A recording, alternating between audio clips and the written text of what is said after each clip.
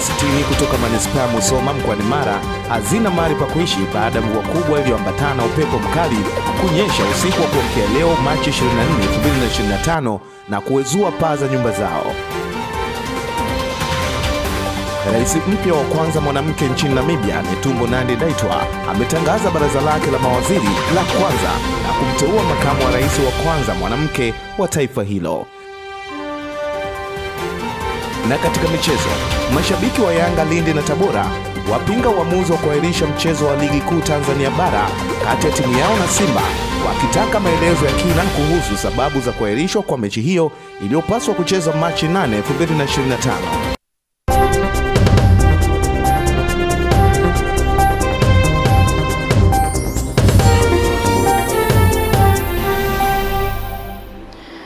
Na mtazamaji, shukrani kwa kuendelea kuichagua Channel 10 Plus kama kituo chako bora kabisa cha matangazo. Nikukaribishe mtazamaji, mimi ni Filipina Ndwata ambaye nipo tayari kukuangazia habari za kutwa nzima ya leo, na katika upande wa habari za michezo na burudani utakuwa naye Winga Teresa Witness Yalanu Singalawa. Mtazamaji, karibu. Mvua kubwa ilionyesha usiku wa kuamkia leo ikiambatana na radi, upepo mkali katika manispaa ya Musoma mkoani Mara imeleta maafa makubwa ikiwemo kuezua makazi ya watu, taasisi za umma, maduka ya biashara na kuharibu miundombinu ya umeme katika mitaa ya Makongoro, Amri Abedi pamoja na Shabani. Musa Makali anaripoti kutokea mkoani Mara. Hata ukichungulia hapo kitanda kimerawana chini, nikasema imekuaje? Kuja kuona hivi. Huu ni muonekano na harakati zikiendelea kila mtu kuokoa kilichosalia kufuatia upepo mkali na mvua ilionyesha ikiambatana na radi usiku wa kuamkia leo Machi 24. Baadhi ya wakazi wamesema upepo huo wanaamini kilikuwa ni kimbunga, kwani kimesababisha madhara katika baadhi ya maeneo hapa katika manispaa ya Musoma mkoani Mara. Sio mvua hii, sema kama kimbunga, maana kishindo kilikuwa ni cha mara moja tu. Yaani hata huko ndani kuna kuta zingine zimedondoka, kuja kutoka nje na kuta bati zote zishalala wazi. Kwa hiyo humu ndani humu watu wengine imebidi walale kama vile wako odini. Na upepo mwingi ndio umetusababishia haya madhara ambayo ndio yanaonekana hapa. Nyumba zimezuliwa, madhara ni makubwa sana, watu wameharibikiwa vitu ndani, magodoro, vitu vya ndani vyote vimeharibika. Tunamshukuru Mungu kwamba madhara ya binadamu hayakutokea. Kwa upande wangu wote wako salama. Hapa kukaa tumelala nje na sasa hivi unaona mpaka sasa tunapaka. Meneja wa TANESCO mkoa wa Mara, Mhandisi Nixon Babu, ni miongoni mwa taasisi ambazo miundombinu zake zimeharibiwa, na hapa amesema wanachukua hatua za haraka kurejesha huduma kwa wananchi. Sana kwa maana ya mita kupasuka, nguzo kuanguka, nyaya kukatika, yote hiyo imekuwa ni athari ambayo imepoteza dhana ya usalama. Tutoe rai kwa wananchi wote ambao nyumba zao zina miundombinu ya umeme kutowasha kifaa chochote cha umeme wakati huu ambao tunaendelea na hatua za uokozi. Umma inarejea kama ilivyokuwa awali ili shughuli zote za kuhudumia jamii na za kiuchumi na biashara ziweze kuendelea. Mkuu wa wilaya Musoma, Juma Chikoka, asubuhi ya leo amelazimika kupita mtaa kwa mtaa na nyumba kwa nyumba ili kujionea kilichotokea, na kisha akatoa kauli ya serikali ambao walioathirika kwa maana hawana makazi. Kama serikali tutawahifadhi sehemu wakati tunaendelea kufanya situ tathmini na kutafuta suluhisho ya kuhakikisha kwamba makazi yao yanarudi katika ubora na nafasi yake. Maeneo ambayo yameharibika miundombinu, haswa pale ambako nguzo za umeme zimeanguka, tutafunga barabara kwa muda. Kutoka hapa katika manispaa ya Musoma hapa mkoani Mara, jina langu ni Musa Makali na hii ni Channel 10. Na shukrani Musa Makari kwa taarifa hiyo kutokea huko mkoani Mara. Na sasa mtazamaji, ni nchini Kenya. Askari 6 wa jeshi la polisi la Kenya wameuawa na wengine 4 wamejeruhiwa katika shambulio linaloaminika kufanywa na kundi la kigaidi la Al-Shabaab la Somalia katika kambi ya polisi iliyoko kwenye kaunti ya Garissa mashariki mwa nchi hiyo kwenye mpaka wa pamoja na Somalia. Taarifa iliyotolewa na polisi kwa vyombo vya habari imesema shambulio hilo lilitokea alfajiri ya kuamkia jana Jumapili, lilifanywa na washukiwa kuwa wanamgambo wa kundi la Al-Shabaab la Somalia linaloshirikiana na mtandao wa kigaidi wa Al-Qaeda. Taarifa ya polisi imebainisha kuwa wanamgambo wa kundi hilo la kigaidi walishambulia kambi ya askari wa akiba wakati wa alfajiri na walitumia silaha za aina mbalimbali kuvamia kambi hiyo. Taarifa hiyo imeongeza kuwa waliofariki 6 wamethibitishwa na 4 wamejeruhiwa na wamelazwa hospitalini. Na mtazamaji, tukiachana taarifa hiyo kutokea nchini Kenya, na sasa tuangazie taarifa nyingine. Serikali wilayani Lindi imewataka wananchi wilayani humo kujiunga na vyama vya ushirika wa akiba na mikopo ili wanufaike na mikopo yenye riba na masharti nafuu na kuachana na changamoto za mikopo umiza maarufu kama kausha damu. Tupate taarifa zaidi. Wito huo umetolewa na afisa tarafa ya Lindi mjini Sharifa Mkwango alipokuwa akizungumza kwa niaba ya mkuu wa wilaya ya Lindi Victoria Mwanziva katika mkutano wa chama cha ushirika wa akiba na mikopo Ilulu uliokuwa na lengo la kufanya uchaguzi wa viongozi wa chama hicho, ambapo baadhi ya wananchi hasa kina mama ambao ni waathirika wakubwa wa changamoto za mikopo umiza wanaeleza adha hiyo. Tunapata athari kubwa sana. Wanawake, hasa wanawake, wanauziwa vitu vyao, wanakimbia, wanahangaika na watoto wao wa kujificha kwa sababu ya hiyo mikopo kichefuchefu. Tunachowashauri au tunavyowaeleza ni kwamba wajitahidi waje SACCOS ambapo kwenye mikopo mizuri. Nimefurahi pia kuona kuna idadi kubwa ya wanawake katika SACCOS hii. Naomba wanawake hawa ambao wako kwenye SACCOS hii wakawe wajumbe kwa wanawake ambao wako kule nje, na tuone kuna umuhimu wa kuhamasisha wenzetu kuingia kwenye ushirika huu ili tuweze kujikomboa na mikopo chechefu. Akielezea uchaguzi wa viongozi kwenye chama hicho, mrajisi msaidizi wa vyama vya ushirika mkoa wa Lindi Kenneth Shemdoe amesema swala la uchaguzi ni takwa la kisheria na kwamba lina lengo la kupima uwezo wa viongozi waliopo madarakani, huku mwenyekiti mpya wa Ilulu SACCOS Yusuf Selemani akieleza matarajio yake. Ukisoma sheria yetu ya vyama vya ushirika namba 6 inatutaka kila baada ya miaka mitatu tufanye uchaguzi. Tufanye nini? Na uchaguzi unafanyika ili kutoa nafasi kwa wanachama kuwapima wale viongozi waliokuwepo. Kama walifanya vizuri, watakuwa na awamu nyingine ya pili ya kuendelea. Matarajio yangu ni kwamba kuitoa ile SACCOS hapa ilipo na kuisogeza mbele, lakini nikiwa na malengo maalum. Lengo la kwanza ni kuongeza wanachama ambao watafanya kuongeza mtaji. Kwa hiyo lengo kuu ndo hilo, lakini kubwa zaidi ni kuwatoa vijana ambao hawana ajira, kuwaweka katika maeneo ya ajira, kwa sababu tuna kitengo cha mikopo ya bodaboda. Nikiripoti kutoka Lindi, mimi ni Ahmed Nandonde. Na mtazamaji, na sasa tuangazie taarifa nyingine kutokea nchini Namibia. Rais mpya wa Namibia Netumbo Nandi-Ndaitwah ametangaza baraza lake la mawaziri la kwanza na kumteua Lucia Witibui kuwa makamu wa rais wa kwanza mwanamke wa taifa hilo. Taarifa zaidi na mwandishi wetu. Historia zaidi inaandikwa baada ya kuchaguliwa kwa mara ya kwanza kuwa rais wa kwanza mwanamke nchini Namibia. Rais Nandi-Ndaitwah ameifanya Namibia kuwa nchi ya kwanza na pekee barani Afrika yenye rais mwanamke na makamu wa rais pia mwanamke. Nandi-Ndaitwah amewaapisha mawaziri 14, 8 kati yao wakiwa wanawake, pamoja na manaibu 7 katika hafla iliyofanyika kwenye ikulu ya mji mkuu ya Windhoek. Amesema kwamba anaamini watatekeleza kile ambacho watu wa Namibia wameagiza kifanyike, ikiwemo wizara za serikali yake mpya zinatakiwa zipange program zinazolenga kutokomeza umaskini nchini humo.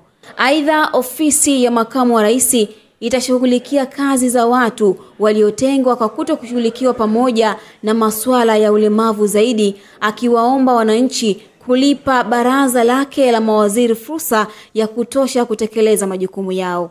Wateule wengine wakuu katika serikali mpya ya Nandi ni LG Ngurare aliyeteuliwa kuwa waziri mkuu na Selma Ashpala Musavi aliyekabidhiwa wizara ya uhusiano wa kimataifa na biashara. Esther Mtebe, Channel 10+. Shukrani Esther Mtebe kwa taarifa hiyo.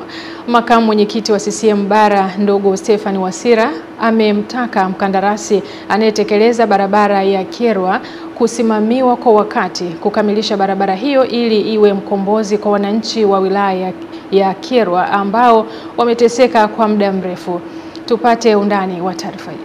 Makamu mwenyekiti wa Sisimbala ndugu Stephen Wasila amesema hayo wakati anazungumza na wananchi pamoja na wanachama wa Chama cha Mapinduzi katika ukumbi wa Mjerumani uliopo mjini Kayanga wilayani Karagwe mkoani Kagera. Ndugu Wasila amesema kuwa mkandarasi huyo amepewa zaidi ya shilingi bilioni 9 ili aweze kukamilisha barabara hiyo ili wananchi wa wilaya ya Kyerwa waweze kupata barabara nzuri ili kufanya shughuli zao za kilimo na biashara kikamilifu. Miaka 4 ya utekelezaji wa ilani. Mmesema sana hapa na wengine wamesema kuna matatizo bado. Matatizo lazima yatakuwepo. Barabara ya mbunge wangu wa Kyerwa ameisema, lakini ni mkandarasi. Sio kwamba hatujampa kazi, tumempa. Nyinyi wenye kumsimamia, msimamieni atimize wajibu wake. Tumempa advance ya bilioni 9, amefanya nini? Hao ndio tunawachongea, na kwa kweli tutaenda kumchongea kwa waziri wa ujenzi kwamba tumempaje bilioni zile alafu haonekani. Ndio watu wa namna hiyo wako, hakuna nchi isiyokuwa na wahalifu, lakini wahalifu lazima wawe wachache, maana wakiwa wengi na nchi haikamatiki. Kwa hiyo hilo ni tatizo, lakini tutalijibu. Yako mambo ya maji. Mjumbe wa mkutano mkuu kutoka Mbeya amesema kuwa wananchi wa wilaya Karagwe na mkoa wa Kagera kwa ujumla wanatakiwa kusema mazuri yaliyofanywa na Rais wa Jamhuri ya Muungano wa Tanzania Dr. Samia Suluhu Hassan kwa kuleta miradi mikubwa ya maendeleo kwa wananchi wa mkoa wa Kagera na nchi nzima kwa ujumla. Mambo yaliyofanywa na Dr. Samia kwa miaka 4 ni makubwa sana. Tukiyasema watu watatuelewa, na sasa wameanza kutuelewa. Na ndio kazi anayofanya makamu mwenyekiti. Anatufundisha tuinuke, tukayaseme mazuri yaliyofanywa na Chama cha Mapinduzi kwa miaka hii 4 ya Dr. Samia Suluhu Hassan. Pia nimpongeze kwa maendeleo makubwa ambayo yamefanyika nchi nzima. Wakati natoka Bukoba mjini kuelekea huku nimeona maendeleo makubwa. Nikawa nasema kumbe yale maendeleo yaliyofanywa Zanzibar na Dr. Mwinyi, na huku upande wa pili wa Jamhuri Dr. Samia ameendelea kufanya makubwa kwa wananchi bila kubagua. Tumpige makofi rais wetu. Ziara ya makamu mwenyekiti Sisimbala imeendelea katika wilaya Karagwe kwa kuzungumza na wanachama wa Chama cha Mapinduzi CCM wilaya Karagwe na Kyerwa. Toka wilayani Karagwe mkoani Kagera, Jacques Joachim, Channel 10+. Na mtazamaji, na sasa tuangazie taarifa nyingine. Shambulio la anga la Israeli katika kituo cha matibabu cha Nasser Medical Complex katika mji wa Khan Yunis huko Gaza limemuua kiongozi mkubwa wa Hamas na msaidizi wake. Ismaili Bahom, mkuu wa masuala ya fedha wa kundi hilo, aliuawa wakati alipokuwa akipata matibabu katika hospitali hiyo baada ya kujeruhiwa katika shambulio la anga siku 4 zilizopita, afisa wa Hamas alisema. Jeshi la Israel limesema limempiga mwanachama muhimu wa Hamas siku ya Jumapili jioni anayefanya kazi ndani ya eneo la hospitali kufuatia mchakato mkubwa wa kukusanya taarifa za kijasusi, na kusema mabomu yanayolenga kwa usahihi yalitumika ili kupunguza madhara. Wizara ya Afya inayoendeshwa na Hamas imesema watu wengine wengi ikiwa ni pamoja na wahudumu wa afya walijeruhiwa. Na tukitoka huko mtazamaji, na sasa ni mkoani Manyara. Wananchi katika kata ya Ndirigishi wilayani Kiteto mkoani Manyara wameshukuru serikali kwa ujenzi wa shule mpya ya sekondari Ndirigishi, lakini wamelalamikia ubovu wa miundombinu ya barabara ambayo imekuwa kikwazo kwa watoto kufika shuleni nyakati za mvua na hata kuchelewesha miundombinu inayoendelea kujengwa shuleni hapo kuto kukamilika kwa wakati. Tupate taarifa zaidi. Hii ndio shule ya Ndirigishi ambayo inatajwa kuwa ni mkombozi wa elimu kwenye kata hii. Miundombinu mbalimbali ikiwemo mabweni yanaendelea kujengwa, lakini barabara ni kitendawili hapa, hali inayopelekea vifaa vya ujenzi kushindwa kufikishwa kwa wakati. Shule haifikiki kiurahisi kwa ajili ya njia, na barabara hii ilikuwa ya TASAF, walitengeneza tu kwa mikono yao, lakini mradi ule ulipokuwa umefika mwisho haukuendelea tena. Baba alikuwa limekaa, si unajua watu wanatengeneza na majembe, kwa hiyo halipo haina kwenye, yani barabara inakuwa haipo kwenye kiwango cha ubora wa barabara. Na shule hii lazima ifikike, lazima ina barabara yenye kiwango. Mawazo yetu sisi kama wananchi ni tupate barabara iliyo bora, sio bora barabara. Kutoka pale kwenye chemba ile kwenye pacha mlizoziona kuja mpaka wapi hapa. Hata mnapoona kwenye nguzo za umeme unaona zimepita tu mashambani. Hata nguzo ikidondoka mtapataje msaada nguzo kufika pale? Hata wewe kwa akili yako unaweza angalia nguzo iliko na barabara iliko. Sasa nguzo imedondoka watu watapata umeme. Na gari itafika kupeleka nguzo pale. Kwa hatuwezi kupata ombi letu si kwa serikali iturekebishie barabara itoke kwenye mradi wa TASAF ingie kwenye kiwango cha wilaya nafikiri tupate barabara iliyo bora sio bora barabara.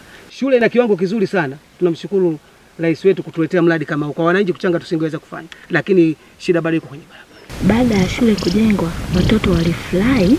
Watoto wanatoka vijiji vya mbali wanatembea kwa mguu wanakuja shuleni. Walivyoambiwa kuna mabweni yanajengwa, watoto kwa mwaka huu wamefaulu wengi sana.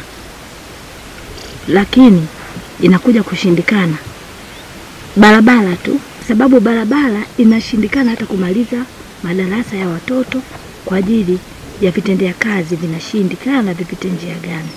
Kwa sababu katika wilaya hii shule ya Ndirigishi ni kiwango cha juu kuliko zote. Hata juzi wabidi waje wakaguzi kagua sekondari. Wameshindwa, wamerudia pale pale. Kwa hiyo wamepeleka taarifa gani kule hatujui. Mpaka leo shule imelala, bidi mabweni yangekuwa tayari lakini yameshindikana kupitia nini? Vifaa havina uwezekano kufika njia hatuna. Barabara hii pia katika kijiji cha Krashi inataja kuwa ni kikwazo cha vyombo vya usalama ikiwemo polisi kufika hapa nyakati za matukio ya kiuhalifu. Si miundombinu inakuwa hamna. Hata sasa hivi upate tatizo lolote kwamba nipige kituo cha sababu kituo cha polisi hapa natumia Matui ndio kwenye tarafa. Mpaka watoke kule wafike kwenye eneo husika. Na hata kwanza hapa ukiniambia na miaka 10 sijapigia polisi kwa tukio lolote. Sababu tupige hoji kwa wakati. Sababu ya miundombinu ya barabara, lakini vitendo vya kikatili hasa kwa wanawake sio sana, ni kama vina 95% kupungua. Kutoka kata Ndirigishi wilaya ya Kiteto mkoani Manyara, mimi ni Elia Kimani, Channel 10+. Na mtazamaji, ni mwandishi wetu Elia Kimani kutokea huko mkoani Manyara. Na sasa ni nchini Burkina Faso. Mamia ya Waislamu na Wakristo huko Wagadugu, mji mkuu wa Burkina Faso, wameshiriki pamoja dhifa ya futari katika medani ya Place de la Nation kuadhimisha mwaka wa 3 wa utamaduni huo wa kuhamasisha mshikamano wa kijamii wakati huu ambapo nchi hiyo inakabiliwa na ghasia za itikadi kali. Tupate undani wa taarifa hii. Hafla hiyo imeandaliwa na chama cha vijana kinachohamasisha watu kuishi kwa umoja licha ya tofauti za kidini na kutoa kipaumbele kwa mazungumzo ya kidiplomasia. Viongozi wa kidini na kijamii waliozungumza kwenye hafla hiyo wamesisitiza haja ya watu wa dini tofauti kuvumiliana na kuishi pamoja kwa amani. Monino Kodogu ambaye ni mratibu mkuu wa shughuli hiyo amesema Burkina Faso ni familia moja, huu ni wakati wa kusherehekea umoja wao hasa kwa wakati wa Ramadhani na Kwaresma. Naye Maliki Odrago ambaye ni muumini wa Kiislamu anayeshiriki dhifa hiyo ya futari alisema mpango huo unaimarisha zaidi udugu pamoja na mshikamano. Kwa upande wake, Wendinoga Francisco Sawadogo ambaye ni Mkristo Mkatoliki anayeshiriki futari hiyo ya pamoja, yeye kwa upande wake anasema anatumaini kwamba mwaka ujao amani itakuwepo ili waweze kusherehekea kuishi pamoja kama ndugu wa dini zote. Itakumbukwa Burkina Faso imekabiliwa na muongo mmoja wa ukosefu wa usalama kutokana na makundi ya kigaidi yenye mafungamano na Al-Qaeda na Daesh ya ISIS, magenge ambayo yanachochea mivutano baina ya jamii. Mimi ni Witness Ngalawa na hii ni Channel 10+. Na ni taarifa yake hiyo Witness Yalanu Singalawa. Na mtazamaji, tuangazie taarifa nyingine. Wazazi, walezi na walimu wa madrasa nchini wametakiwa kushirikiana kwa pamoja na kutoa muda wa kutosha kwa watoto kujifunza na kuhifadhi kitabu kitukufu cha Qur'ani badala ya kuacha na kuwakuza katika maadili potofu. Hayo yamebainishwa wakati wa mashindano ya kwanza ya mwaka 2025 ya kuhifadhi Qur'ani yaliyoandaliwa na Umoja wa Walimu wa Madrasa na Dini Mashuleni wa Madima mkoa wa Mbeya, ambapo Shehe mkuu wa mkoa wa Mbeya Shehe Msafiri Njalambaha amewataka wazazi, walezi na walimu wa watoto kutoa muda kwa watoto kujifunza Qur'ani, huku Shehe Nahidiri Karimu akaeleza umuhimu wa mashindano hayo. Tumekuwa na changamoto ya uwezeshaji wa mashindano haya, hivyo basi imekuwa ikitulazimu pia kupita maofisini na kwa watu binafsi kuchangisha ili kupata gharama za kumudu mashindano haya. 2, uwezeshaji wa wataalamu mbalimbali kuja kuwapa semina walimu na kuwaendeleza kitaaluma. Muda unahitajika hasa katika kuhifadhi Qur'ani, kwamba unaweza kukuta kwenye nusu saa labda mwanafunzi anafika, kuna masomo ambayo yanahudumia Qur'ani ikiwemo fiqh, sira, akida na mfano hivyo katika masomo mengine. Sasa unakuta upate muda kwa masomo yote hayo na upatikane muda wa mtoto kuhifadhishwa Qur'ani, hiyo inakuwa ni ngumu zaidi. Mashindano yanatujenga, kwanza yanatupa hamasa watu tuhifadhi Qur'ani, kwa sababu Qur'ani pia ni mwongozo, Qur'ani ni nuru, Qur'ani ni tiba yani. Kwa inatujenga, na kwa wengine ambao hawana nia kuhifadhi Qur'ani inawapa hamasa na wenyewe wahifadhi Qur'ani. Kama kuna uhaba wa muda wa kufundisha wanafunzi, basi watu wakae chini na kufanya tafakuri nzuri. Lazima namna ya kupenya inakuwepo. Inna ma'al usri yusra fa inna ma'al usri yusra. Mwenyezi Mungu anatuambia kila penye uzito basi wepesi unakuwa. Kama muda inakuwa michache mchana, niangaliwe zile sehemu ambazo watoto haitakuwa hatari kwao kutembea nyakati za usiku, ambapo wako jirani labda na madaris, basi hata baada ya maghrib watoto wanafundishwa. Lakini ifanyike mahusiano mazuri, mashauriano mazuri na wazazi, iangaliwe ifanyike vipi. Tumechukulia dini, tumechukulia poa, Kiswahili cha mitaani watoto tumechukulia poa, wakati dini ndio jambo la kwanza kabisa. Kwa unakuta mwanafunzi hachukuliwi maanani kuanzia na mzazi.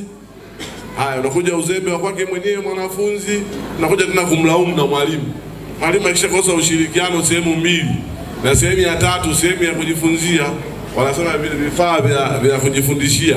Mwalimu anakaa sehemu chini, hamna kirago, mwalimu anakaa sehemu hamna dawati, mwalimu anakaa hana chaki, juzuu lenyewe limechanika. Sasa yani hapo elimu inapatikana kwa ugumu sana. Hata hivi mimi nasema alhamdulillah. Wazazi mna jukumu kuweza kuwasukuma watoto wenu ili kuweza kufika madrasa, kushirikiana na walimu ili waweze kuvuta hatua zaidi katika dini yetu ya Kiislamu. Na mtazamaji, kutokea Mbeya na sasa ni mkoa wa Pwani. Wakazi wa vijiji 16 vilivyo pembezoni mwa hifadhi ya taifa ya Saadani wamenufaika na miradi ya kijamii yenye thamani ya zaidi ya shilingi milioni 800 tangu kuanzishwa kwa hifadhi hiyo. Miradi hiyo imesaidia kupunguza utegemezi wa wananchi, kuimarisha shughuli za kiuchumi na kupunguza vitendo vya ujangili pamoja na uharibifu wa mazingira. Taarifa ya Jimmy Mengele kutoka mkoani Pwani inafafanua zaidi. Wakiongea mara baada ya kukabidhiwa mizinga 20 ya nyuki kwa ajili ya shughuli za uzalishaji wa asali kwa kikundi cha Upendo kupitia kitengo cha mahusiano ya jamii cha hifadhi hiyo, wakazi wa kijiji hicho wameishukuru hifadhi ya taifa ya Saadani kwa mchango wake, wakisema kuwa mchango huo utawasaidia kuboresha maisha yao kupitia shughuli za ufugaji wa nyuki. Na hivi na mimi mwenyewe ili baada ya kuiona hapa je nikahamasika sana, nitaka nimwambie mkuu mheshimiwa ili kanipe hata mizinga 10 ya nyuki, kwa sababu ni mpaka sasa hivi kazi zile za nguvu siziwezi. Sasa TANAPA sio hawatusaidii, TANAPA ni wenzetu wanatusaidia tena sana. Itanufaika kiuchumi kwa sababu nyuki ukiwatunza na wao watazami wataweka asali nyingi, utapata kiuchumi, uchumi utapanda. Kwa sababu nyuki hana madhara sana, kwa sababu ukishaweka hapo watunze tu waingie ili udhibiti wadudu tu wasipande, kwa sababu sisimisi basi. Lakini wakiingia wakiweka asali vizuri unapata faida. Mbona tunanunua chupa namna hii hapa, kuna nani hapo anauza chupa hivi kama 7,000. Akizungumza kabla ya kukabidhi mizinga hiyo, mkuu wa wilaya Bagamoyo Shahibu Ndemanga aliwahimiza wananchi kuchangamkia fursa za ufugaji wa nyuki kutokana na uwepo wa soko la uhakika. Asali ina soko kubwa mno. Tujipange kuingia kwenye miradi hii ya ufugaji wa nyuki. Kwani waombe hasa vijana, huna sababu ya kulalamika kwamba huna kazi, wakati kuna msitu hapo, kuna hifadhi ambayo tunaweza kuingia makubaliano na wahifadhi, tukaweka mizinga yetu, tukavuna asali ambayo tukijua kwamba inapatikana kwa wingi, soko lake lipo. Kwa upande wake Romanus Mkonda, mhifadhi wa ujirani mwema kutoka hifadhi ya taifa ya Sadan, amesema kuwa miradi ya kijamii inayotekelezwa na hifadhi hiyo imekuwa na mchango mkubwa katika kuinua uchumi wa wananchi na kulinda mazingira. Ili hifadhi iweze kuwa salama, lazima jamii iweze kuwa na uelewa mpana ili waweze kuzilinda hizi rasilimali kwa ajili ya vizazi vilivyoko na vijavyo. Mheshimiwa Mkuu wa Wilaya, kuanzia mwaka 2005 hadi mwaka 2025 hifadhi imechangia katika miradi yenye thamani ya shilingi milioni 823,990,117. Jimmy Mengele. Na taarifa hiyo kutokea huko mkoa wa Pwani ndivyo ambavyo inatoa wasaa wa kuangazia habari za michezo, na hivi punde utakuwa naye winga Teresa Witness Alano Singalawa. Mtazamaji, tafadhali baki nasi.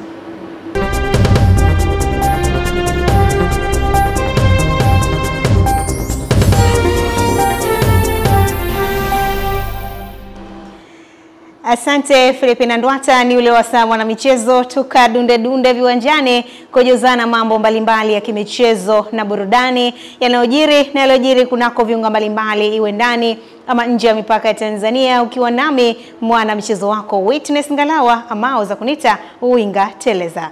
Na moja kwa moja naanza na taarifa kutoka mkoani Lindi, ambapo wanachama wa timu ya Yanga mkoani humo wamesema wao kama mashabiki wa Jangwani kindaki wanaungana kwa pamoja na kamati tendaji ya klabu ya Yanga kutopeleka timu tena uwanjani baada ya mchezo wao wa dabi wa ligi kuu soka Tanzania bara dhidi ya Simba kuahirishwa mnamo Machi 8 mwaka 2025 bila kuwa na sababu yoyote.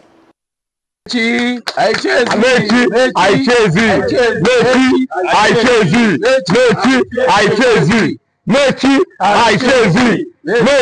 haichezi. Tumekusanyika hapa watu wachache, ikiwa ni sehemu ya wawakilishi ya wanachama wote tuliokusanyika jana na kufanya mkutano wa lengo la sisi kama wanayanga wa mkoa wa Lindi kutoa maazimio yetu ya kuunga mkono kamati tendaji ya klabu ya Yanga inayoongozwa na rais wetu wa klabu ya Yanga Engineer Hersi.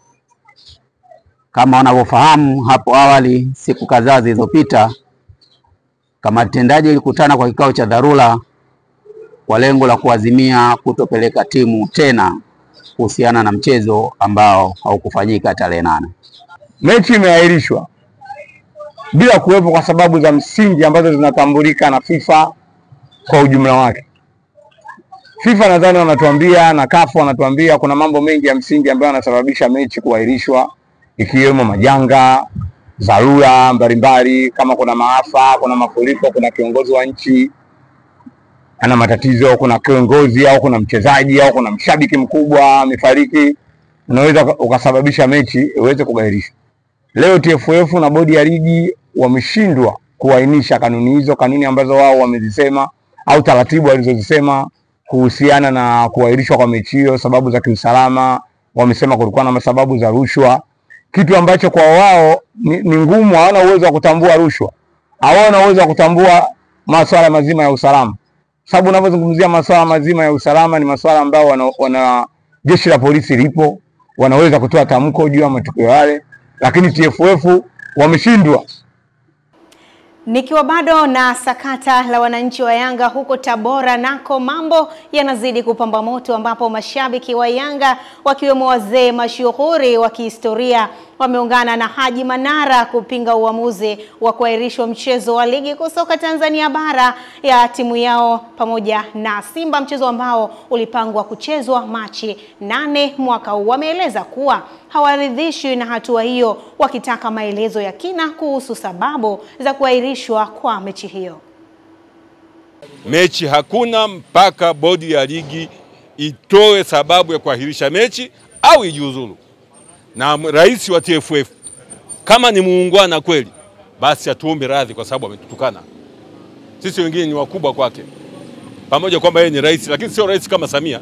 Ni rais tu wa vilabu, lakini hana urais kama Samia kwamba yeye hawezi kukosolewa. Lazima akubali kukosolewa. Kiongozi yeyote ambaye akikosolewa ana hamaki. lazima jitathmini, kwa sababu hata mitume wa Mungu walikuwa wakiteleza, Mungu anawakosoa. Kwa nini hawakumlaumu Mungu? Wanamzonga Manara bure tu, lakini Manara yuko kweli kabisa. Yule kalewa madaraka. Kiongozi yote ukimwona anaongoza kwa kuhamaki, madaraka yamemlevya. Ulevi sio pombe tu, hata madaraka ni ulevi vile. Kwa hiyo sisi kama washabiki, wanachama, wapenzi wa Yanga, kwa niaba ya wazee wenzangu na wazee wengine wataongea, sisi Yanga hatuchezi mechi. Tunaungana na bwana Manara aliyeanza kupiga kelele siku nyingi kwamba hawa wanatudharau. Kwanza serikali inatakiwa ijitambue, pengine itumie watu wake kuona, je, huyu bwana Karia haswa lengo lake ni nini? Anavuruga. Kwanza kipindi hiki tunaenda kutuelekea kwenye uchaguzi, manaka anataka kuligawa taifa hili. Watu waingie kwenye uchaguzi wanachuki na serikali yao, wanatakiwa wamwangalie sana. Lakini wakati mwingine, na nataka nikwambie mtangazaji, sisi tunayo nguvu ya kufanya hivyo. Usilinganishe Yanga na Karia au Yanga na Simba. Sisi asili yetu tumeleta uhuru katika taifa hili. Sasa sielewi TFF wanamsaidia nani? Wanaisaidia CCM au wanasaidia upinzani? Manake hao wanaleta vurugu. Kipindi cha uchaguzi wanaingiza vurugu, manake tuhame kwenye ajenda ya uchaguzi, tuhamie kwenye ajenda ya ujinga uliofanyika. Sisi tunaungana na Yanga na tunawaomba Yanga, kama wao wanashindwa kuamua mawazo yanayotolewa na wengi, itishwe mkutano mkuu, watu wakatoe mawazo yao, kama kufungiwa. Maana katika TFF viongozi wote wapite, ila hao wanaongoza kwa kuwafungia watu. Wanaongoza na kuzibana media zisitoe taarifa zao za kweli. Kwa hiyo tunataka tusikie huyo kwanza aliyoshinikiza, sawa, Yanga wakubali kuonewa, atakuwa nani? Manake hapa hakuna maamuzi yatakayotokea zaidi ya kuikandamiza Yanga. Sasa tunataka tujue kwanza nani atakayekuwa ameshinikiza Yanga wakubali kuonewa. Sababu kuna mwanafalsafa mmoja anasema kuonea ni dhambi, lakini kukubali kuonewa ni dhambi zaidi. Sasa sisi hatuwezi kukubali kuonewa ili tupate dhambi zaidi. Bodi ya ligi ndio iliyoahirisha mchezo. Wameenda kwenye pre-match, mipango ilikuwa iko sawa. Wamemaliza pre-match mpaka saa 6, saa 7 ndio linatoka tamko la kuahirisha mechi. Huo ulikuwa ni uhuni, wala hakuna kanuni yoyote iliyotumika. Hakuna kanuni yoyote iliyotumika kwa ajili ya kuahirisha mchezo huo. Ninachotaka kusema kwamba dabi haipo na sababu za msingi zipo. Naam, nikiachana na taarifa hizo kuhusiana na ligi kuu soka Tanzania bara kunako mkoani Tanga, bodi ya filamu Tanzania kwa kushirikiana na taasisi ya Goen wametoa mafunzo kwa vijana zaidi ya 35 jijini humo, kwa lengo likiwa ni kuwawezesha kuandaa filamu zenye ubora ambazo zitaweza kupenya katika soko la kimataifa pamoja na kimataifa. Taarifa zaidi na Raya Kipingu. Kaimu katibu mtendaji wa bodi ya filamu Tanzania Dr. Gervas Kasiga amesema wanatamani kuona vijana wakitumia fursa ya vipaji vyao kujiajiri na kuajiriwa kufika katika ushindani wa soko la kimataifa. Tunairudisha hadhi ya Tanga kama kitovu cha utayarishaji wa filamu. Tutaongeza pia ushindani wa soko la kimataifa, na wakipata soko la kimataifa maana yake wataongeza kipato. Tukivikuza viwanda vidogo vidogo vya filamu kutoka mikoani vitasaidia sasa kutengeneza ile dhana kubwa ya kiwanda kikubwa chenye nguvu cha filamu cha nchini Tanzania. Mratibu wa mafunzo hayo anabainisha maboresho wanayowapatia waandaaji pamoja na waigizaji ili kuandaa filamu zenye ubora hapa nchini. Tuko hapa Tanga kwa ajili ya kuboresha, kupiga msasa, kuhakikisha kwamba wadau watengenezaji wa filamu kwa mkoa wa Tanga basi na wao wanaweza kupata elimu hii ili waweze kutengeneza kazi zilizo bora. Fursa sasa ya kuweza kuwapatia vijana wa Tanga na wataalamu wa Tanga skills ambazo zitakwenda kuboresha utaalamu wao na kufanya kazi za kisasa ambazo zitaendana na matakwa ya wateja wao. Nimetoa ukungu mwingi sana ambao nilikuwa nao.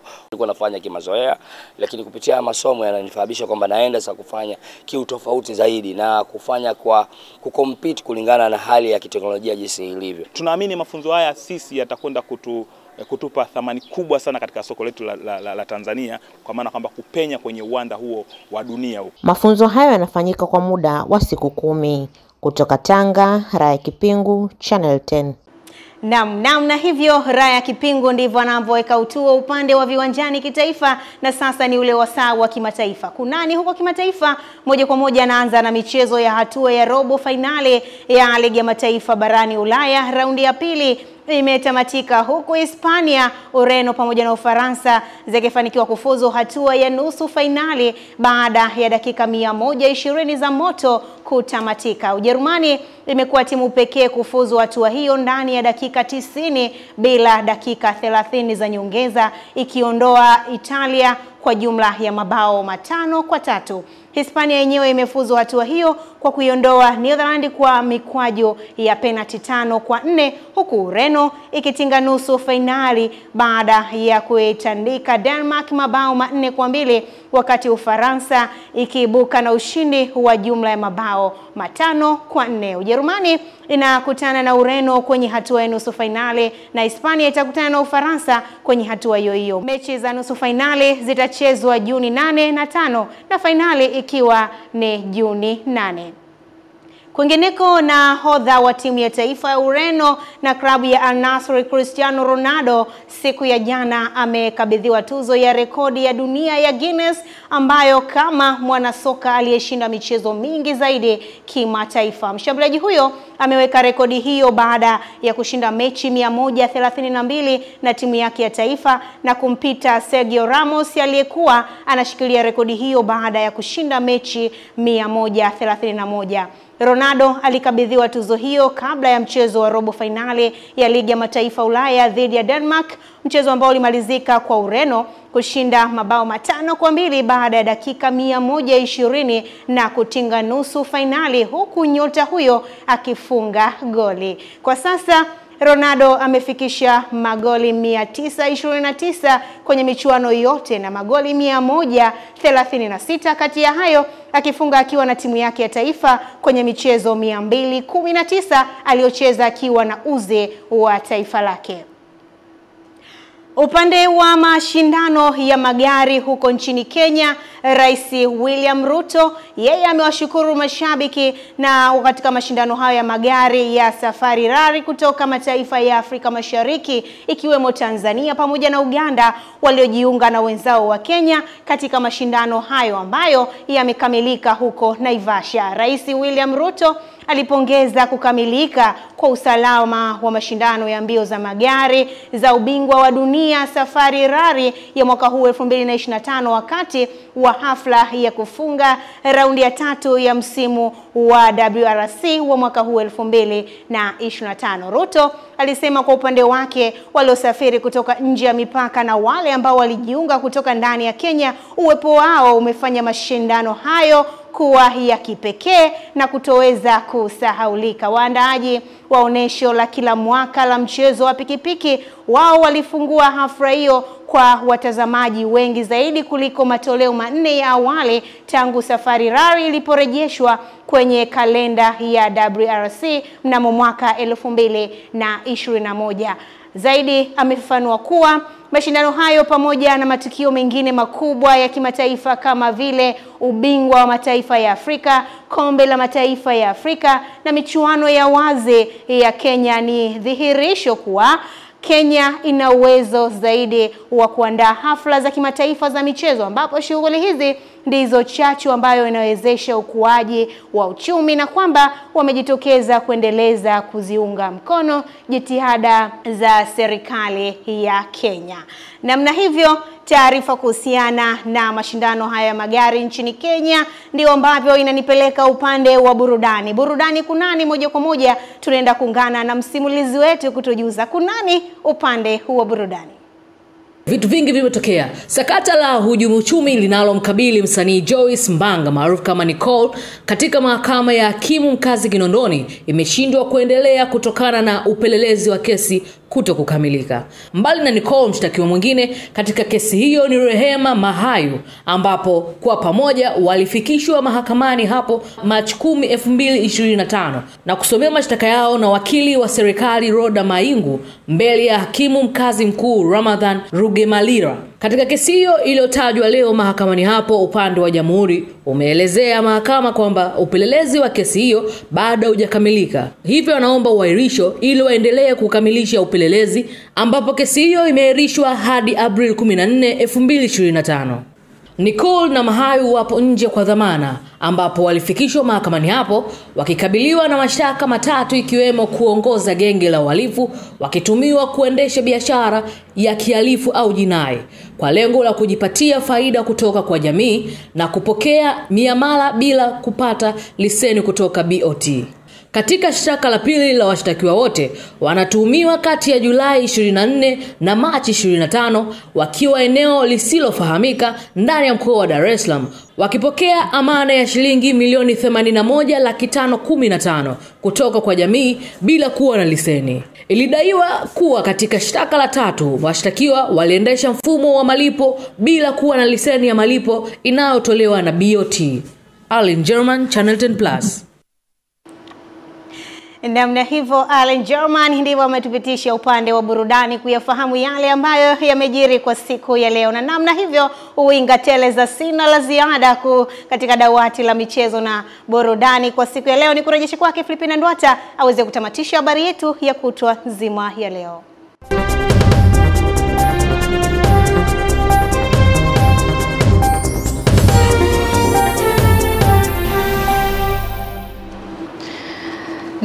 Namna hiyo ndivyo ambavyo anatamatisha habari za michezo na burudani winga Teresa Witness Alano Singalawa.